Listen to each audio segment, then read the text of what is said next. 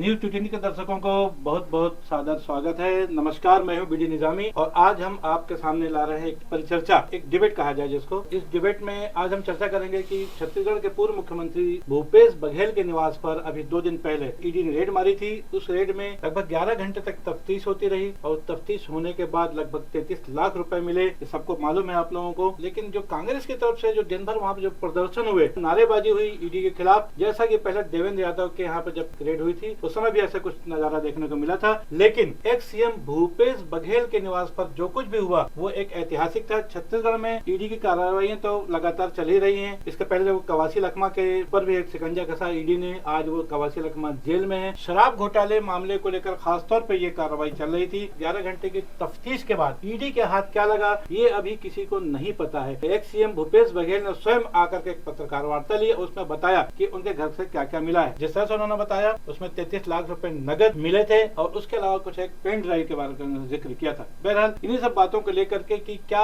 ED की ये कार्रवाई कांग्रेस नेताओं को घेरने की एक साजिश है? क्या ईडी दिल्ली के बाद छत्तीसगढ़ में, जैसा दिल्ली में आम आदमी पार्टी के नेताओं के खिलाफ उन्होंने एक योजनाबद्ध तरीके से कार्रवाई की थी लगभग 2 साल तक, जिसके चलते आम आदमी पार्टी के 4 बड़े नेता सबके सब जेल पहुंच गए थे और 4 में से 3 नेता आज सुप्रीम कोर्ट से जमानत मिलने के बाद यहाँ बाहर आए हुए हैं। एक तो आज भी सत्येंद्र जैन जिनके स्वास्थ्य मंत्री रह चुके थे वो आज भी जेल में हैं। लेकिन इस कोशिश में निसंदेह भारतीय जनता पार्टी ने दिल्ली में अपनी सरकार बना ली। 27 साल बाद वहां वापसी हुई। क्या छत्तीसगढ़ में भारतीय जनता पार्टी या केंद्र सरकार, ईडी, ईओडब्ल्यू या इनकम टैक्स वगैरह जो टीमें, सरकारी एजेंसियां जैसे कहा जाता है, क्या इनके उपयोग से कांग्रेस नेताओं पर शिकंजा कसने की तैयारी में है? आज सब इन्हीं सवालों पर चर्चा करने के लिए हमारे साथ 2 पैनलिस्ट यहाँ पर मौजूद हैं जिनसे हम बातचीत करेंगे। आपको इनको पहले परिचय दे दूं। मेरे राइट साइड जो है अली हुसैन सिद्दीकी। अली हुसैन सिद्दीकी हैं, ये पहले कांग्रेस में थे। 15 सालों तक इन्होंने एनएसवाई से अपने राजनीति के सफर की शुरुआत की थी। उसके बाद युवक कांग्रेस से होते हुए बाद में इनका मन शायद लगा नहीं, ये आम आदमी पार्टी की तरफ चले गए 2011 में। 7 सालों तक आम आदमी पार्टी के साथ ये संपर्क में थे। उसके बाद कहीं न कहीं फिर वहाँ मनमुटाव हुआ तो फिर अभी वर्तमान विधायक देवेंद्र यादव के सानिध्य में कांग्रेस की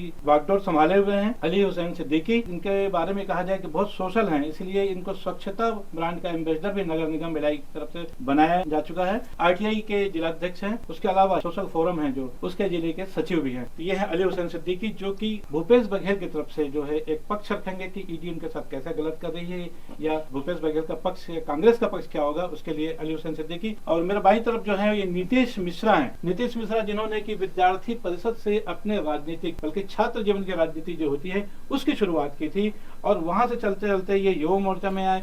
युवा मोर्चा में प्रदेश पदाधिकारी भी रहे हुए हैं और टेक्निकल स्टूडेंट विद्यार्थी परिषद जो कहा जाता है इसके चीफ रहे हुए हैं। पूरे छत्तीसगढ़ को उन्होंने अपना नेतृत्व दिया है और समय समय पर जब भी छात्र समस्याएं होती रही हैं उनका नेतृत्व करते हुए छात्र संगठनों के माध्यम से विद्यार्थी परिषद जैसे आज वो युवा मोर्चा के प्रदेश के पदाधिकारी हैं और बस्तर संभाग के प्रभारी भी हैं। आज भारतीय जनता पार्टी की ओर से और सरकार की ओर से ये अपना पक्ष रखेंगे। तो आइए चर्चा की शुरुआत करते हैं और सबसे पहले मैं सवाल करना चाहूंगा ईडी को इस पूरी कार्रवाई में भूपेश बघेल के खिलाफ क्या मिला? सबसे पहले तो मैं एक बात पे आपत्ति जताना चाहूंगा आपकी कि आपने कहा कि जिस तरह से दिल्ली में साजिश कर करके वहां पे ईडी की रेड पड़वा करके भारतीय जनता पार्टी आई, तो आज साक्ष्य भी आपके सामने है और साक्ष्य को प्रमाण की आवश्यकता नहीं होती। शीश महल सामने खुलता है तो एक ईमानदारी की बात। शीश महल खुला ही नहीं। शीश महल खुलने के लिए गए तो सौरभ भारद्वाज और संजय सिंह, तो वहाँ पर तो पुलिस लगा दी गई थी।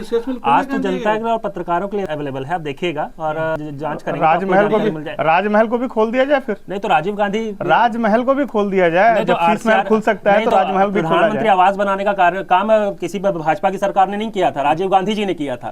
तो आप उन सरकारों से पूछिए जिन्होंने प्रधानमंत्री आवास बनाया, इस पे आप ध्यान दीजिएगा। और रही बात ईडी के विषय पे, तो मैं ईडी का प्रवक्ता तो नहीं हूँ, भारतीय जनता पार्टी का प्रवक्ता हूँ, परंतु जिस तरह एक पूर्व मुख्यमंत्री जी आकर के कहे तो वो पूर्व मुख्यमंत्री कम और ब्लैकमेलर ज्यादा लग रहे थे जब वो एक पेन ड्राइव के बारे में चर्चा कर रहे थे। मेरा सवाल ये था कि कुल मिलाकर के ईडी को उसमें क्या मिला? और दूसरी बात ये बात तो लगातार सवाल आता रहता है और भारतीय जनता पार्टी को छोड़कर देखा जितनी भी पार्टियां, चाहे वो कांग्रेस हो, चाहे आम आदमी पार्टी हो, चाहे समाजवादी पार्टी हो, सारे लोग कहते हैं कि सरकारी एजेंसियों का जितना दुरुपयोग, चाहे वो ईडी हो, चाहे वो ईओडब्ल्यू हो, चाहे वो इनकम टैक्स के लोग हैं जो टीम है, सीबीआई हो, जितना दुरुपयोग इनके खिलाफ हो रहा है आज तक कभी किसी सरकार ने नहीं किया। ये बात मैंने इसलिए कही है। इस देश में इमरजेंसी भी लगी थी जिसमें इस देश के कई नेता अंदर जा चुके थे, जिन्होंने देश की बागडोर संभाली थी। और जो इंदिरा इस कांग्रेस और कांग्रेस इंदिरा कहने वाली ऑल इंडिया कांग्रेस जो हुआ करती थी, कांग्रेस आई बन गई थी।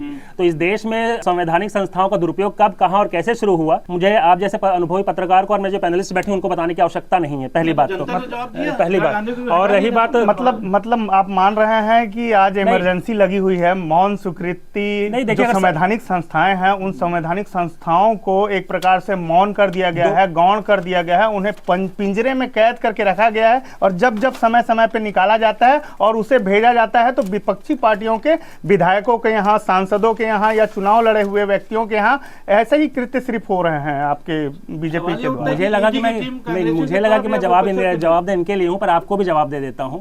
2002 में एक मुख्यमंत्री हुआ करते थे, एक गोधरा कांड का विषय हुआ था। इस देश के मुख्यमंत्री को लगातार सीबीआई के पास जाकर के जवाब देना पड़ता था, परंतु उस मुख्यमंत्री का एक वक्तव्य सीबीआई के विरुद्ध एक बार आप बता दीजिए। अगर आप सही हैं तो आप जाकर के जवाब दीजिए, अगर आप सच रहेंगे, इस देश की कोर्टें हैं वो जवाब देंगी। जब कभी किसी भी संस्था पे आरोप लगता है तो उस आरोप को तो फिर सिद्ध करना पड़ता है। जो आरोप लगा रहा है उसे भी सिद्ध करना पड़ता है, जो आरोपी नहीं है उसे भी सिद्ध करना पड़ेगा। देखिए, आरोप हम लोगों ने नहीं लगाया, पूर्व मुख्यमंत्री के कैबिनेट मंत्री जयसिंह अग्रवाल, उनका नाम लेने में क्यों घबरा रहे हैं? आप अपने प्रधानमंत्री नरेंद्र मोदी जी का नाम लेने में घबरा रहे हैं क्योंकि वो गोधरा कांड गुजरात के मुख्यमंत्री वर्तमान के रहे हुए नरेंद्र मोदी जी पे लगा था। आप उनका नाम लेने पे घबरा रहे हैं। अपने महामहिम जिनका महिमा मंडल करते फिरते हैं, उनका नाम लेने में अगर बीजेपी का एक कार्यकर्ता घबरा रहा है तो इससे फिर छोटी बात कुछ नहीं हो सकती है। देखिए, पहली बात तो आपके लिए प्रधानमंत्री होंगे, वो स्वयं को अपने आप को प्रधान सेवक कहते हैं। और अगर आप जो बात कर रहे हैं गोधरा कांड, अगर आप गोधरा कांड की बात करते हैं तो गोधरा में जो हुआ था तो उसके सारे न्यायालय के प्रमाण हैं, तो न्यायालय ने उनको मुक्त किया आरोपों से। तीसरी चीज,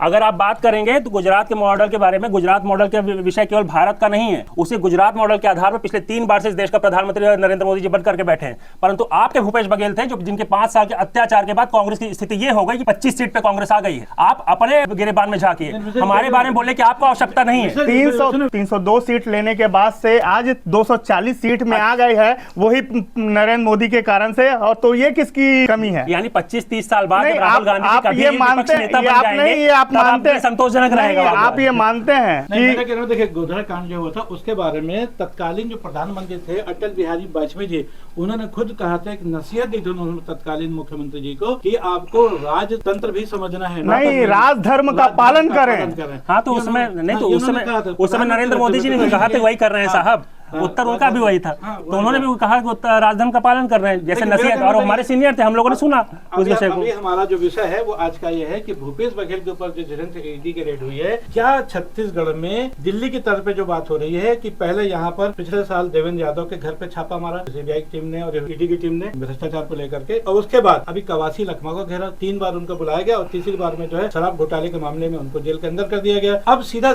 ये कहा जाए कि एक बड़ी मछली फंसाने के चक्कर में ये कहा जाए कहीं ना कहीं सेंट्रल की एजेंसियां हैं उस प्रयास में लगी हैं, और उसकी ये परिणति थी कि 2 दिन पहले भूपेश बघेल के निवास पे छापा मार गया। आखिर ये बताइए कि ईडी ये बताने के लिए क्यों तैयार नहीं है कि उस छापेमारी में उसको क्या मिला भूपेश बघेल के खिलाफ। मोबाइल के सारे उनके बंद हो गए थे। शाम को जब मीडिया वालों ने संपर्क करने का प्रयास किया कि भाई आपने 11 घंटे वहां पर पूछताछ की थी, तो आपके हाथ में क्या लगा? भूपेश बघेल ने तो बता दिया कि भाई एक तो पेन ड्राइव मिली है, 33 लाख रुपए मिले हैं, जिसको गिनने के लिए मशीन बुलाई गई थी। ईडी ने क्यों नहीं बताया अभी तक कि उसमें क्या मिला क्या नहीं मिला? देखिए, पहली बात तो आप जो बोल रहे हैं देवेंद्र यादव या उससे पहले कवासी लखमा जी, शुरुआत तो 2023 से हुई थी। एक समय था कि भूपेश बघेल जी के कैबिनेट मिनिस्टर जयसिंह अग्रवाल जी थे, जिस कलेक्टर के बारे में सबसे ज्यादा आरोप लगाए थे, उसी को बाद में भूपेश बघेल जी ने उपकृत किया था। नाम था उनका रानू साहू जी। और उसके बाद आप देखिए तो आज भी वो जेल में ही है।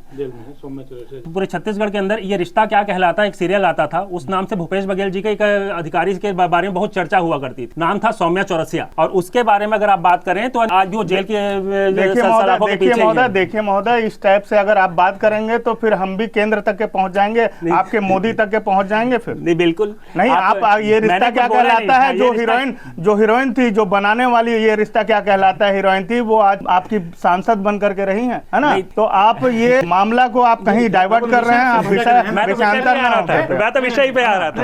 ईडी पहले तौलती है, हमने जो महसूस किया है छत्तीसगढ़ में जो ईडी कार्रवाई चल रही है, और फिर झपट्टा मारती है। कवासी लखमा को बुलाया गया था, 2 बार उनको बुलाया गया, 4 घंटे 6 घंटे पूछताछ। बाद छोड़ दिया गया। और तीसरी बार में जब उनको समझ में आ गया कि इनके शायद आगे पीछे कोई कहने सुनने वाला नहीं, कहीं क्या है, तो झपट्टा मार उनको अरेस्ट करके जेल में डाल दिया। देखिए ऐसा नहीं है, अगर आप देखेंगे तो अभी 15 तारीख को चैतन्य बघेल जी को बुलाया गया है, तो उनके साथ जो भी होगा कार्रवाई की जाएगी और उसके बाद अगर ईडी को कोई साक्ष्य मिलेंगे उसके बाद कार्रवाई होती है। तो अगर उसके बाद चैतन्य बघेल जी वो बन जाते हैं यानी कि मुझे बलि का बकरा बनाया जा रहा है, भूपेश बघेल जी बोल रहे हैं कि मुझे हाशिए पे डाला जा रहा है, अगर ऐसा विषय रहेगा वो बस साक्ष्य प्रस्तुत करने न्यायालय के सामने। देखिए भारतीय जनता पार्टी को या सेंट्रल गवर्नमेंट को इस बात की क्या जरूरत पड़ गई थी कि वो पीएमएलए कानून बनाए, क्योंकि पीएमएलए जो कानून है उसका इतना जिस ढंग से एक दुरुपयोग हो रहा है, कहा जा रहा है जो नियम कायदे से बने हैं उसमें सुप्रीम कोर्ट को भी जमानत देने के लिए कई बार सोचना पड़ जा रहा है, इसलिए सालों साल जो है नेता जेल में रह जा रहे हैं विभिन्न पार्टियों के। खाली ये कांग्रेस की बात नहीं हो रही है। तो पीएमएलए कानून जो बनाया है इसकी वजह से नेता फंसते जा रहे हैं। और इसको बनाने वाले कौन थे? सेंट्रल गवर्नमेंट जो भी आपकी है, बना हुआ 18-19 के आसपास की बात है जब इसका केस बना हुआ है। ये कहीं ना कहीं इसका दुरुपयोग नहीं हो रहा है। देखिए कभी भी कानून स्थिति और परिस्थिति को देख करके बनाए जाते हैं, और अगर आप बोलेंगे तो मुंबई में टाडा भी आया है और इस देश में कई सारे ऐसे कानून आए हैं जिसमें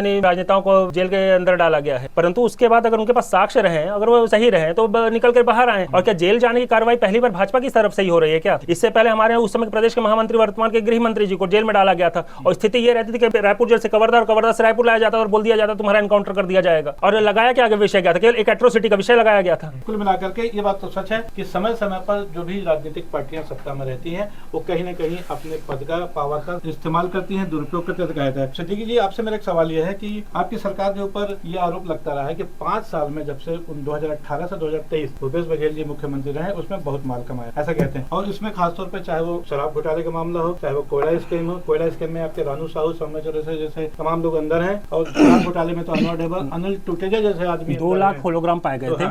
तो ये बहुत सारी चीजें हैं। तो मेरा कहना मतलब कि इसकी वजह से जो दोस्त थे वो भी दुश्मन बन गए। टीएस बाबा और भूपेश बघेल की जोड़ी ने यहाँ पर फतह किया था, 15 साल की सरकार को सत्ता को तोड़ा था, लेकिन 2.5 साल का जो अंदरूनी समझौता था वो कहीं ना कहीं ऐसा कहते हैं कि उसके वजह से इस वजह से दुश्मन भी हो गए। 2.5 साल बाद भूपेश बघेल जी ने गद्दी नहीं छोड़ी और मामला बिगड़ गया। देखिए ये सब मेरे हिसाब से ऐसा लगता है कि ये मीडिया के द्वारा बनाया हुआ एक माहौल था, क्योंकि आप लोग उसका साक्ष्य भी कहीं नहीं है। आप बोल रहे हैं कि कहीं ना कहीं अंदरूनी है और कहीं ना कहीं अंदर की बातें हैं, तो ये अंदर की बातें जो बाहर निकलती है ये निकलती कहां से है? बिना आग लगे ही अगर धुआं निकल रहा है तो वो धुआं निकला है तो मीडिया के द्वारा निकाली गई ये धुआं है, जो कि आज देखते हैं। आप अगर ऐसा रहता, मनमुटाव रहता, कुछ रहता, तो कल के डेट में जब छापा पड़ा था हमारे पूर्व मुख्यमंत्री भूपेश बघेल जी के यहाँ, तब सिंहदेव जी घंटों तक के वहां पे बैठे हुए बाहर नजर आ रहे थे और वो समर्थन में बातें किया कर रहे थे। और कभी उनके बातों से ऐसा लगा क्या कि उनके आपसी कोई मतभेद है उप मुख्यमंत्री, पूर्व उप मुख्यमंत्री और मुख्यमंत्री में?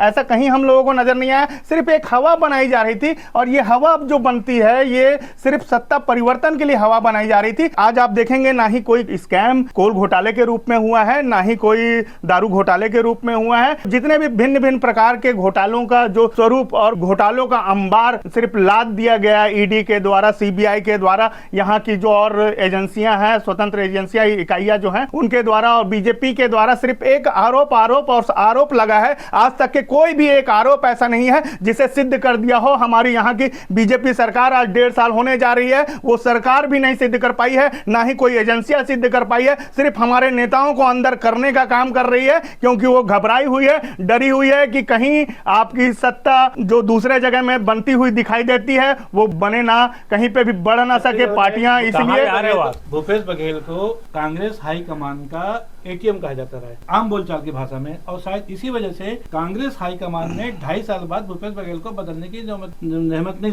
गवार की, क्योंकि 2.5 साल का जो मुद्दा, ये बात सच है कि कहीं पर कोई लिखित समझौता नहीं था। लेकिन अब धुएं की बात करें आप, बिना आग के कहीं धुआं निकलता ही नहीं है। ये बात आई क्यों? और ये जो हालात थे, जिस ढंग से बाद में डिप्टी सीएम को आखिरी 4 महीने पहले बनाने की जरूरत क्यों? कहीं ना कहीं तुष्टीकरण की राजनीति भी यहाँ पर देखने की आ रही है। कि मीडिया का काम है सब चीजों को जो समझ में आता है वो सब जनता के सामने लाती है, और आप ही की पार्टी भारतीय जनता पार्टी चाहे कांग्रेस, इनके बीच के ही लोग हैं, वो कहीं ना कहीं मीडिया से कनेक्टेड रहते हैं, और वहीं से चर्चाएं चलती है, वहीं से बातें आगे बढ़ती है। तो देखिए जब सरकार 5 साल बहुत अच्छी तरीके से 2.5 साल चल गई और उसके बाद से ऐसा लगा ही नहीं कि किसी और अन्य व्यक्ति को मुख्यमंत्री बनाया जाए। हमारी सरकार बहुत अच्छे से चल रही थी, कांग्रेस की सरकार आखिरी तक के अच्छे से चल रही थी। सिर्फ एक बॉन्डर बनाया गया इस छत्तीसगढ़ में और बदनाम करने की एक साजिश की गई, मीडिया के मार्फत से भी की गई, ईडी के मार्फत से की गई, आईबी और सीबीआई के मार्फत से की गई, और और बदनाम करके छत्तीसगढ़ का माहौल जो है उसको खराब करके कांग्रेस के प्रति, और एक जो धार्मिक भावनाओं में जो लोग बीजेपी के लोग होते हैं उन्माद फैला करके एक दूसरों को धर्म के प्रति, अन्य क्षेत्रों में आप देखेंगे कवर्धा के क्षेत्रों में, बेमेतरा के क्षेत्रों में जिस प्रकार से धार्मिक उन्माद फैलाया गया, और आपके बस्तर के क्षेत्र में, कुनकुरी के क्षेत्र में ऐसे धार्मिक उन्माद फैला करके जो बहुसंख्यक है उनको एकत्रित करने का काम किया गया। अल्पसंख्यकों को नहीं, अल्पसंख्यक नहीं, आपने सरकार जाने का रीजन पूछा तो मैं सरकार जाने का रीजन बता रहा हूं आप लोगों को, क्योंकि इनके पास में कोई विजन नहीं था बीजेपी वाले के पास में, तो इन्होंने भिन्न भिन्न प्रकार के इस प्रकार से चाल चरित्र और चेहरा अपना दिखाने का, प्रस्तुत करने का प्रयास किया। जो छापेमारी हुई है परसों के दिन यहाँ पर भूपेश बघेल के निवास पे, उसके बाद से जन से खामोशी है, मतलब ईडी ये बताने को कतई तैयार नहीं है कि वहाँ पर क्या मिला क्या नहीं मिला, और साइलेंट मोड में जिस ढंग से ऐसा लगता है कहीं ना कहीं उसको अपने छापा मारने पे अफसोस है कि बैकफुट पे नजर आ रही है क्या? पहली बात तो मीडिया के बारे में जैसा कि बोला गया, तो ये अपने पूर्व उप मुख्यमंत्री जी का ही भाषण, ये वक्तव्य देख लें, कई सारे मीडिया हाउसेस में अवेलेबल होगा कि हाँ 2.5 साल की बात हुई। तो कई बार क्या होता है कांग्रेसियों की बोल दिया, ऐसा कहीं आप नहीं, आप किस मीडिया में देख लिए हैं, किस पेपर में पढ़ लिए हैं, ये मुझे नहीं मालूम, आप गूगल सर्च कर लीजिए। नहीं, बिल्कुल आप सर्च कीजिए, मैं खुद गूगल। उसके बाद आ रहा हूँ, जैसा कि आपने कहा, अगर ईडी बता देगी कि क्या कार्रवाई करने वाली है तो यानी अपराधी पहले से तैयार नहीं हो जाएगा। तो यही चीज तो कवासी लखमा जी बोल रहे थे, यही चीज सौम्या चौरसिया जी के में से कुछ नहीं पकड़ाई थी, यही बात रानू साहू जी के भी कुछ नहीं पकड़ाई थी, यही चीज अनवर ढेबर के भी नहीं पकड़ाई थी। आज सब सलाखों के पीछे हैं। लेकिन मामला जब मुख्यमंत्री में बड़ी बात है, आपके लिए पूर्व मुख्यमंत्री हैं, पर मेरे हिसाब से अगर पीएससी का घोटाला करने वाले नहीं, राजपत्र में प्रकाशित हुए व्यक्ति को आप अगर नकार देंगे, मेरे प्रधानमंत्री हैं नरेंद्र मोदी जी, मेरे प्रधानमंत्री हैं आज वर्तमान, और मैं उन्हें नकार नहीं सकता। छत्तीसगढ़ गजट में वाले अपराधी हैं, अपराधी मतलब आपने सिद्ध कर दिया है किसी के अपराध को। आप आरोप नहीं, आरोप को आप इस टाइप से अगर बातें करेंगे तो ये सही नहीं है ना।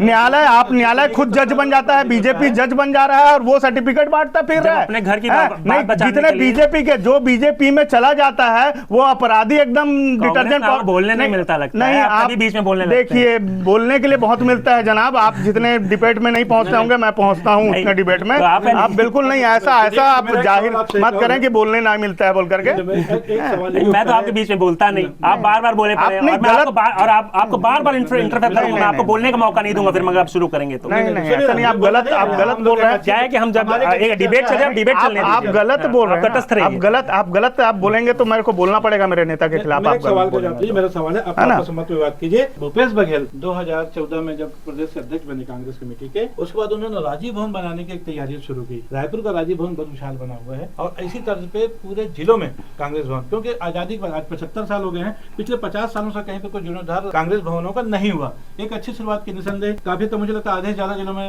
राजीव भवन बन भी चुका है, जो कांग्रेस भवन को राजीव भवन नाम दिया गया। इसको बनाने का पैसा कांग्रेस कहां से लाती है? देखिए शराब घोटाले का जो मामला जो आया है, नहीं तो फिर आपको ये बात आज जो मेरे से पूछ रहे हैं वो सामने वाले जो बीजेपी के प्रवक्ता साथी मेरे हैं उनसे भी पूछनी पड़ेगी कि बीजेपी का जो अरबों खरबों का जो दिल्ली में उनका मेन कार्यालय बना है वो कहां से बना है, प्रदेश में जो बीजेपी का कार्यालय बना है वो कहां से बना है, हर जिले में एक एक कार्यालय इनका बना हुआ है। हम लोगों का तो अभी 33 जिलों में कार्यालय तक नहीं बन पाया है। आप देखेंगे कि भिलाई में ही हमारा कार्यालय आज सिर्फ जमीन से ऊपर नहीं पहुंच पाया है। हमारे पास अगर ये 5 साल का घोटाला रहता, 5 साल की पैसा रहता, आज उस कार्यालय को बनने के लिए मैंने भी चंदा दिया था जो जमीन तक के नीचे बना है, अभी जमीन से ऊपर नहीं उठ पाया है, प्लिंथ लेवल भी नहीं हो पाया है। उसको बनने के लिए चंदा मेरे जैसे कार्यकर्ता लोग दिए थे, बहुत सारे और ऐसे कार्यकर्ता थे जो 1 लाख रुपए, 2 लाख रुपए, कोई 50,000 रुपए, कोई 20,000, 10,000, जिसकी जितनी क्षमता थी वो कार्यालय बिल्कुल। मामला है जिसमें कवासी लखमा का बयान हुआ,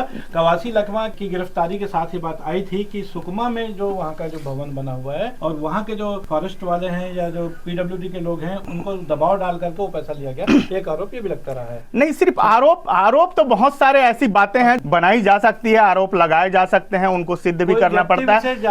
हर महीने एक थैला लेकर 15 लाख रुपए। देखिए अज्ञात वो तो काल्पनिक तो कुछ भी बोला जा सकता है। मैं भी बोल सकता हूं कि मैं जाता था और देता था मुख्यमंत्री कांग्रेस को, मुख्यमंत्री बीजेपी के मुख्यमंत्री को मैं देता था, बोल दूं तो वो क्या प्रूफ हो जाएगा? किसी के बोल देने से कोई प्रूफ नहीं। आपने सीबीआई के मार्फत से, एक मिनट, सीबीआई के मार्फत से हमारे भूपेश बघेल जी के ऊपर जो सीडी के लिए जो आपने अपराध लगाया था उसको भी आज चैतन्य बघेल के आज हटाना पड़ा। आज हटाना पड़ा ना, जो सीडी कांड प्रचलित कांड था उसको हटाना पड़ा है। सीबीआई कोर्ट से सीडी कांड को हटाना पड़ा ना। आज इनकी सरकार है, हटाना पड़ा ना, क्योंकि उसके कोई साक्ष्य नहीं थे। जिसके साक्ष्य, हाँ, तो सिर्फ आरोप लगा करके, आरोप लगाने का काम जो है वो बीजेपी करती है। नहीं, लेकिन जिसकी प्रमाणित तौर पे यदि मान लीजिए कहीं और कार्यालय की बात हुई, नहीं, जो अगर प्रमाणित कोई भी चीज प्रमाणित होता है उसके लिए न्यायालय है और न्यायालय उस पर सजा करती है, सजा देती है। और रही बात कार्यालय की, तो मैं आलिम भैया आपको बता दूं, आपका भी पैसा गबन हो गया है। अगर 1 लाख 2 लाख गया तो कांग्रेस से उस कार्यकर्ताओं की कमी पड़ गई है दुर्ग जिले के अंदर, कितने पैसे इकट्ठे होने के बाद भी प्लिंथ लेवल से ऊपर नहीं उठ पाया है, या तो आपका पैसा भी कांग्रेस ही खा गए। नहीं, मेरे हिसाब है, मेरे जिला अध्यक्ष मुकेश चंद्राकर जी ने पूरा हिसाब कार्यकर्ताओं को दिया है। अभी भी 7 लाख रुपए ठेकेदार को दिया जाना। एक मिनट, आपको एक कल ईडी की टीम आपकी पहुंची हुई थी, तो उनको भी वो हिसाब मिला। दूसरा चीज, आप अगर आपकी ईडी की टीम मुकेश चंद्राकर जी के जिला अध्यक्ष के यहाँ पहुंची थी, उनको भी वो हिसाब बोल रहे हो ना, 2004 से 14 के बीच में बताएं। उनका भी प्रश्न था कि ये प्रधानमंत्री आपने जो कार्यालय, कांग्रेस कार्यालय बनाने के लिए पैसा कहाँ से लाया, उसका हिसाब जो है ईडी के आपके ऑफिसर जो पहुंचे हुए थे उनको भी मिला। आपके पैसे गबन हो गया बोल करके आप ही की पीड़ा का हमारी पार्टियों में हमारे पैसे गबन नहीं होते। वक्त है छोटे से ब्रेक का। ब्रेक के बाद एक बार फिर इस चर्चा को हम आगे बढ़ाएंगे। मिलते हैं छोटे से ब्रेक के बाद।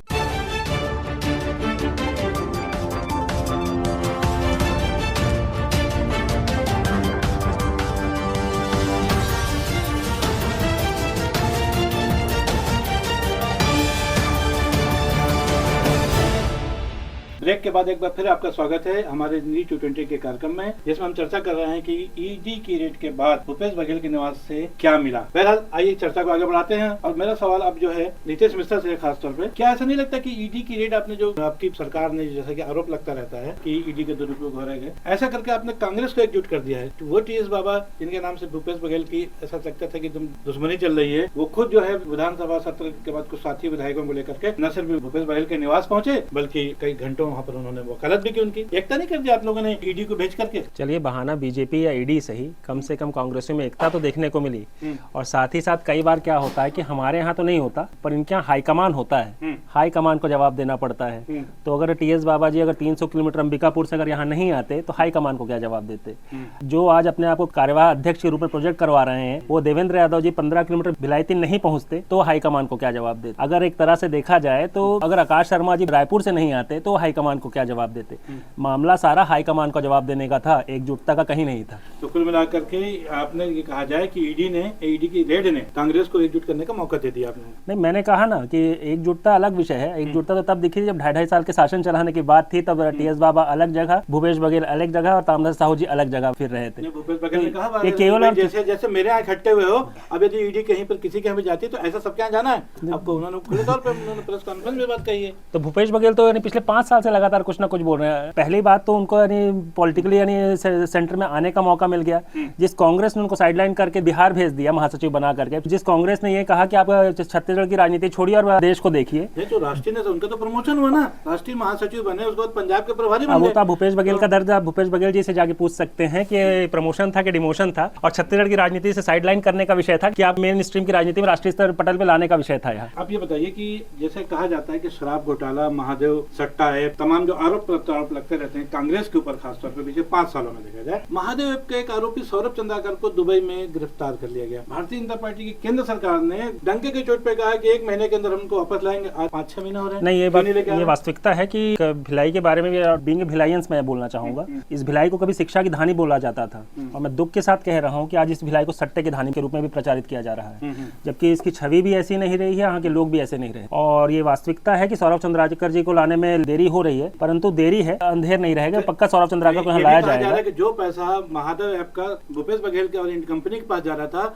अब वो जो है भारतीय जनता पार्टी के नेताओं के पास साबित करें, इसलिए कोई कोशिश नहीं हो रही है। बिल्कुल साबित करें वो, और अगर नहीं होता तब तक लगातार जो कार्रवाइयां हो रही हैं, 11 मार्च को हमारे यहाँ माननीय गृह मंत्री जी प्रदेश के इसी विषय पे विधानसभा में जवाब भी देने वाले हैं। क्या आपको नहीं लगता कि इसमें कहीं ना कहीं मिली भगत लग रही है सौरभ चंद्राकर से भारतीय जनता पार्टी वालों की? देखिए, इन्होंने कई बारी बीजेपी की लोगों ने और यहाँ की पुलिस जो है उनका कहना था कि सौरभ चंद्राकर जो है वो पकड़ा जा चुका है। बार बार ये कहा गया, पत्रिका पेपर में एक छपा, बहुत सारे टीवियों में भी दिखाई दिया, लेकिन उसके बाद से फिर किसी आयोजन में एक दिखाई देते हैं, उस आयोजन में यहाँ के बाबा तक के पहुंच जाते हैं विदेश, और विदेश जाकर के बाबा लोग उनसे मिल करके आ जाते हैं। यहाँ के बाबाओं को आयात किया जाता है वहाँ निर्यात होकर के, और उसके बाद से उनके कार्यक्रम का आयोजन करवाया जाता है, उनकी कार्यक्रमों को बढ़ाया जाता है और बड़े बड़े बैनरों में और टीवी में, पेपरों में छपवाया जाता है, दिखाया जाता है। ये प्रकार मैं देखता हूँ कि वो पकड़े जा चुके हैं। बार बार ये बात आती है कि पकड़े जा चुके हैं, अब 1 हफ्ते के अंदर आ जाएंगे, 1 महीने के अंदर आ जाएंगे,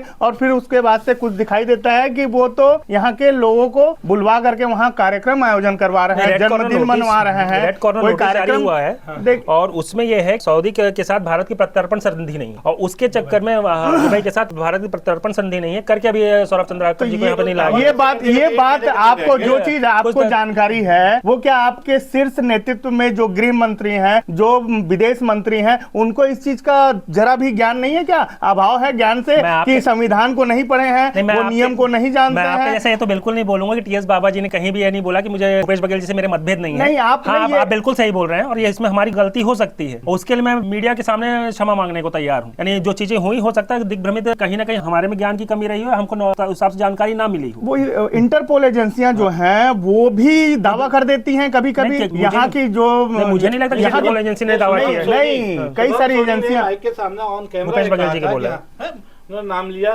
भूपेश बघेल जी के बारे में आरोप लगा था कि इसको सेंट्रल गवर्नमेंट के पास वो आदमी पहुंच गया, उन्होंने कहीं ना कहीं फिक्सिंग हो गया, ऐसा लगता है। ये आरोप लगे थे आपकी पार्टी के ऊपर, और उसके बाद से जो है महादेव वाले के जो आरोपियों के ऊपर जो कार्रवाई, रवि उत्पल आपके कस्टडी में नहीं आ पाया, नहीं ये आया था उसको ला नहीं पाया। आरोप के बारे में मुझे समझ नहीं आता कि जब ईडी की रेड होती है, मुख्यमंत्री जी आकर के बयान देते, पूर्व मुख्यमंत्री जी की कुछ नहीं मिला, और जब कोई आरोप लगाता है तो ये बोलते थे भाजपा का षड्यंत्र है। तो ये दोहरा चरित्र मुझे समझ में नहीं आता कि कभी आप बोलते हो भाजपा का षड्यंत्र है, एक आरोपी खुद आकर के बोल रहा है कि मेरा पैसा भूपेश बघेल जी के पास जाता था, एक आरोपी खुद आकर बोल रहा है कि जो कमीशन था वो चैतन्य बघेल जी के पास जाता था, एक आरोपी आकर बोलता है कि हम लोगों ने कांग्रेस में फंडिंग की है, और उसके लिए आप भाजपा को देखिए, केंद्र सरकार को यह नियम बनाने का अधिकार प्राप्त है, वह सरकार में जाकर के नियम बना सकती है। जो अवैध रूप से सट्टा जो चल रहे हैं, जितने भी ऐप चल रहे हैं, उन ऐप को बंद किया जा सकता है, राज्य सरकार भी बंद कर सकती है। लेकिन देखिए नहीं, अगर वो हो गया ना, हो गया, केंद्र सरकार को ये अधिकार है, राज्य सरकार को लड़का है ना, राज्य सरकार को यह जिसने अधिकार प्राप्त नहीं है। नहीं, आप एकदम बिल्कुल इस बात को समझिए मेरे प्रवक्ता मित्र कि यह अधिकार जो है पैनल्स को बंद करने का अधिकार वो केंद्र सरकार के पास में है। वो नियम लाए और जितने भी सट्टे के प्रकार से जो ऐप होते हैं उनको बंद करने के लिए, उनको बैन करने के लिए वो नियम लाए, कानून लाए और उसके बाद से बंद कर दे। लेकिन उसका पैसा जो बंद कर देंगे तो ये जो जनता का पैसा आज बड़े बड़े नेताओं के जेब में जा रहा है, जो भी सत्ताधारी दल हैं उनके जेब में जा रहा है, और वो इसलिए आज बंद नहीं हो रहा है। आप दारू भट्टी बंद करने की बात किया करते थे, आज दारू भट्टी बढ़ाने के लिए इस बजट में आपने प्रस्ताव ला दिया है। सट्टा बंद करने की बात किया करते थे, उस सट्टा को चालू रखे हुए हैं। आज यहाँ के मैं देखता हूँ, नाम नहीं लूंगा, कई सारे ऐसे नेता लोग हैं, विधायक भी हैं, मैं तो कहूंगा विधायक भी हैं और उनके लोग भी हैं, सट्टा के लिए फल फूल रहे हैं, यहाँ पे बढ़ रहे हैं।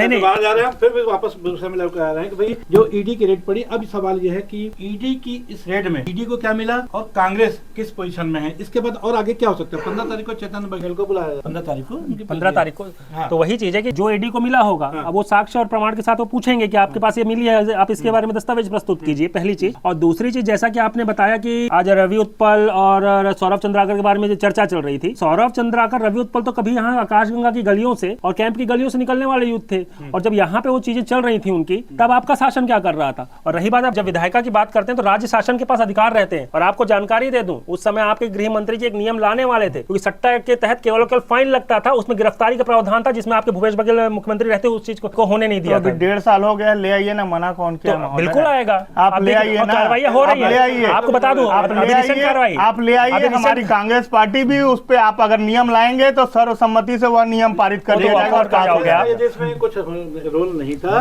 तो उसके लिए प्रयास कांग्रेस सरकार को भी करना चाहिए था। ये बिल्कुल सही बात है। आपकी पार्टी ने, आपकी सरकार ने क्यों नहीं किया? देखिए, सट्टा जो था वो सामाजिक अपराध था, सामाजिक अपराध के रूप में उसे रखा गया था। इस पे सिर्फ चालान होता था, पैसे सिर्फ उसके फाइन के रूप में पटाए जाते थे और उस पे ट्रांसफर कर दिया गया। देखिए, एक आदमी अधिकारी, हाँ, तो अब जो वो फिर ईडी और आईटी अगर उस पे केस करती है तो वो फिर चलता है। अगर उस पे अगर पैसे जब्त होते हैं या फिर जो मनी लॉन्ड्रिंग हुई है यह साबित होता है तो मनी लॉन्ड्रिंग का केस चलता है। उसके लिए भी कानून भारत देश में है ना। ये एक सट्टा एक्ट के तहत ही यहाँ पे छोटे छोटे लोगों को पकड़ के उनको फाइन किए जाते थे, बड़े बड़े लोगों को पकड़ने का काम नहीं किया जाता था। ये पहले भी हुआ है और अभी भी हो रहा है, और मैं चाहूंगा कि ये सब बंद हो, क्योंकि यहाँ के बच्चे जो है उनका भविष्य खराब हो रहा है। हमारा समय भी समाप्त हो रहा है, और समय समाप्त करने से पहले हम कहते हैं कि आज की इस परिचर्चा में बहुत अच्छे विषय पर बातचीत हुई और आप दोनों पक्षों ने बहुत अच्छे तरीके से अपने रखे। अब सवाल सिर्फ ये है कि जो सवाल आम जनता के सामने भी है, ये कि 15 तारीख को जब चैतन्य बघेल ईडी के सामने,